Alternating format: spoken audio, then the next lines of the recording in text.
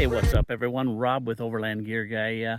Just wanted to show you some of the pouches that I make and use on a regular basis here. They got the Genesis Jetboil bag. Yeah, it does come with one, but I keep it in this one. It's a little more protected, and I can throw a few more other small stuff in there, kitchen utensils and stuff like that.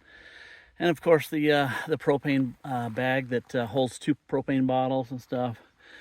Got our dude wipe and glove pouch here. This one, it's got magnets and then place for Velcro on the front.